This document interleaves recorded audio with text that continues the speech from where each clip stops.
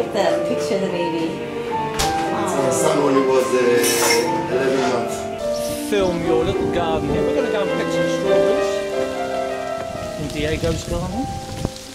I think there's a lot of people like this quintessential organic lifestyle, you know, but they don't actually get down and do it. Well, so it's so romantic, but it takes a lot of work. Yeah, I know.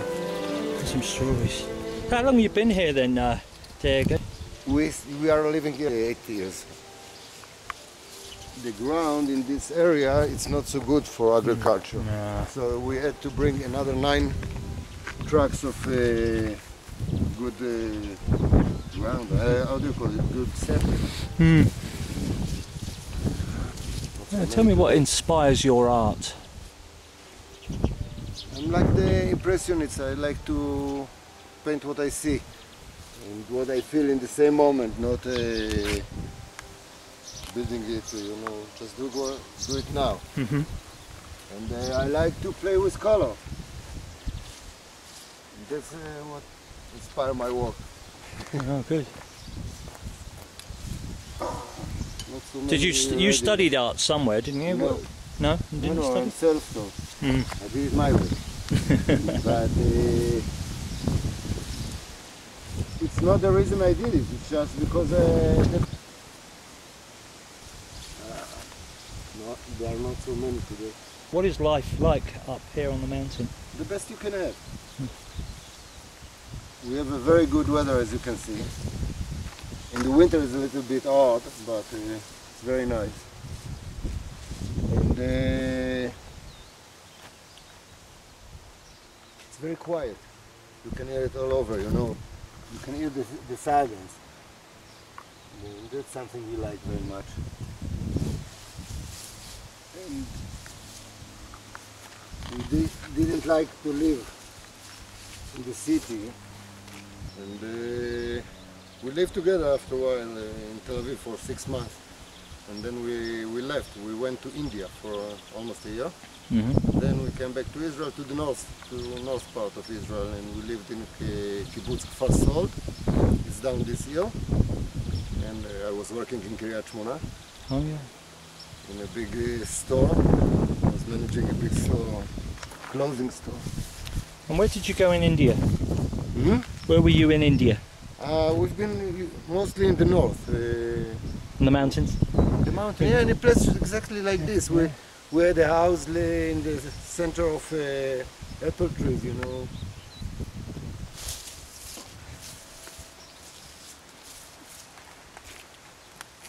When I was young, about the art, you know, I was planning to make a big revolution. To bring people to art again. The painter will paint, not talk too much. Just paint. Yeah, man. Yeah. And have a good friend, artist friend. We share the same studio. Yeah. And we were doing very, very good, you know. But then I wanted to get married, and I left art and I went to work to find some living. And 12 years later, after 2 divorces, I got to new Mikhail,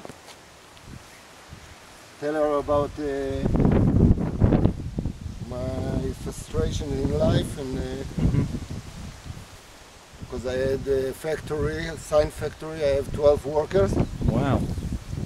And I was... and where was this, in Haifa? In Haifa, yeah. I was really frustrated because I felt like I'm working for 12 families and I do nothing for myself. Yeah, that's often the case as an employer, isn't it? Yeah, so I tell her about it, and she told her about it, and she said, so quit, leave it. You don't like it, leave. And I say, it's not so simple, you know, it's complicated. There are 12 families depending on me, and I have a partner too, you know.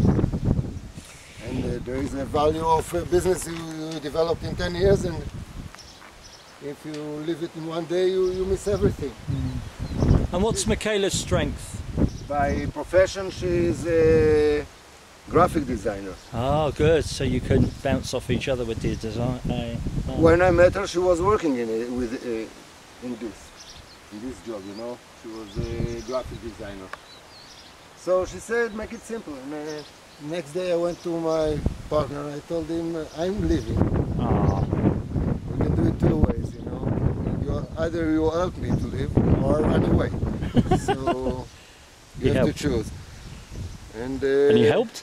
Yeah. Oh, good. He tried to convince me to stay, but I wasn't willing to stay anymore. It wasn't the first time I said I'm not satisfied with what I'm doing, you know. Okay.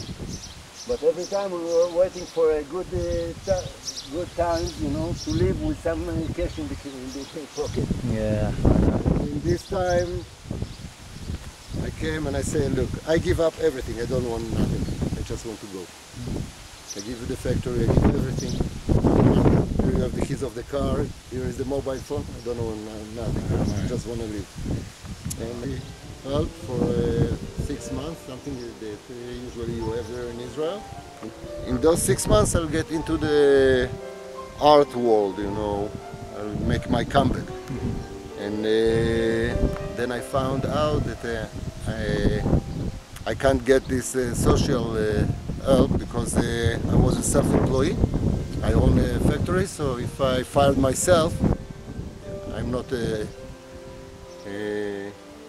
not allowed to get this help.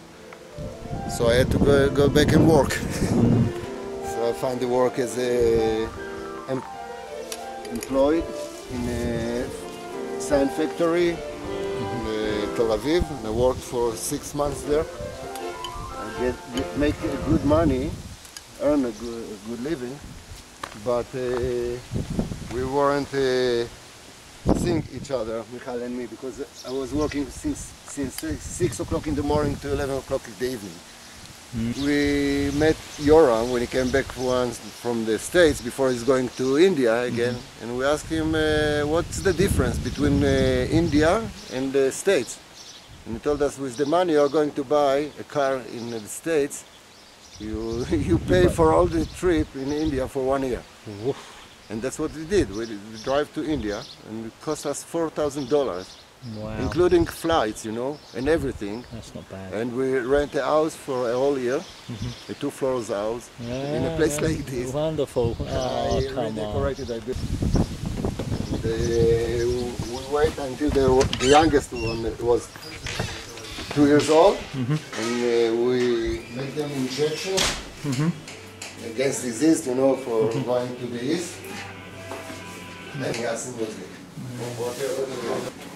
Golan Heights is all this area? all this area.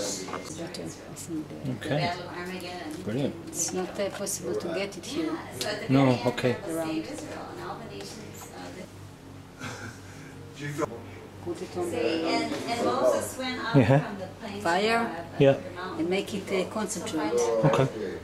He was punished because Moses was punished because he ate the stone to make out of it water. But why would he punish for it? Because he could ask for it. He doesn't have to do it by force, you know. It's like he was doing it, no, not God did it, you know. Yeah, So God punished him and say you will never cross this Jordan river to the promised land. And there is a story like Moses tried to be smart, you know, and he said, okay, I won't cross the Jordan, I'll go from the north. Bless you. Thank you very much. Thank you. I've Thank never you. met Actually, such Thank you, marvelous. elegantly. I love to hear from a Jewish perspective. Engineer, I work on the engine. In airplanes, the mechanics is separated to few parts, you know. There is one who's taking care of the body, and there is one who's taking care of the motor. It's not like the same guy. Yeah, okay. And I was specialized in the motors. And then I left those heavy airplanes and I went to chopper, you know, to helicopter. Yeah. And on the Bell 12 and Bell 212 and 206. It's a very famous one. So you're a man of many talents that can put his hand to many things, and I've seen you've put these chalets up as well. Yeah, we travel around and we will find our living. It won't be so difficult.